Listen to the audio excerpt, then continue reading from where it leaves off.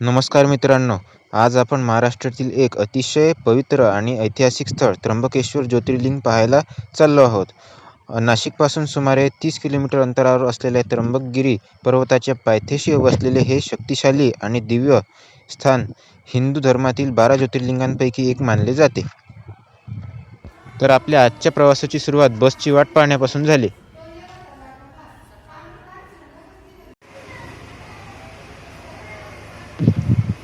जवळपास 45 मिनिटांच्या प्रतीक्षेनंतर बसचे आगमन झाले.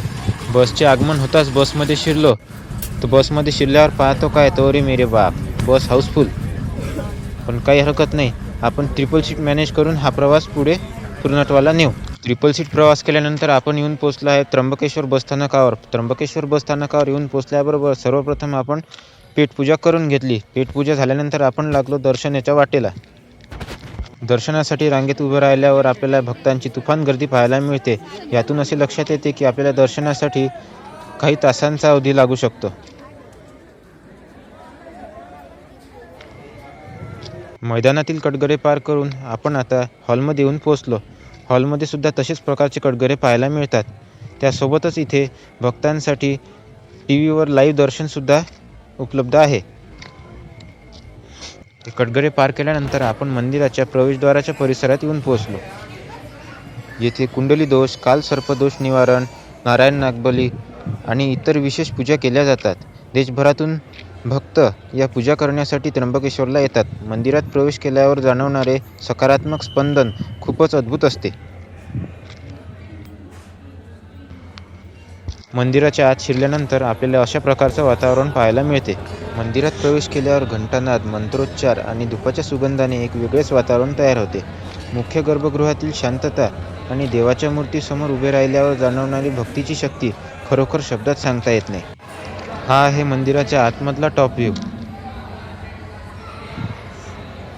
प्राचीन काळापासून त्र्यंबकेश्वरचे महत्त्व प्रचंड आहे. इथे भगवान शिव आपल्या त्रिमूर्ती रूपात विराजमान आहेत. या ज्योतिर्लिंगाची खासियत म्हणजे येथील लिंगमूर्तीमध्ये ब्रह्मा, विष्णू आणि महेश या तिन्ही देवतांचे प्रतिनिधित्व दिसते. त्यामुळे या ज्योतिर्लिंगाला त्र्यंबक असे नाव पडले आहे. असाच काहीसा हा मंदिराच्या अंगणातील परिसर आहे.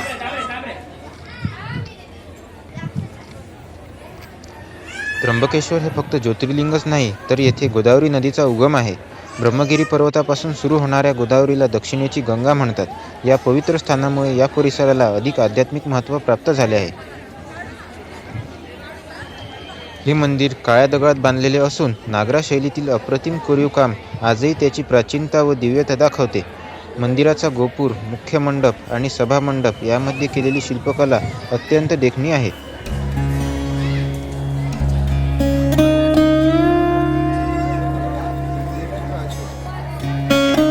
मंदिराभोवतीचा परिसर हिरवागार, शांत आणि पर्वतरांगांनी भरलेला आहे. इथे जवळच ब्रह्मगिरी पर्वत आहे, जिथे हलका ट्रेक देखील करता येतो. पावसाळ्यात तर या भागाची सुंदरता अधिकच खुलून दिसते.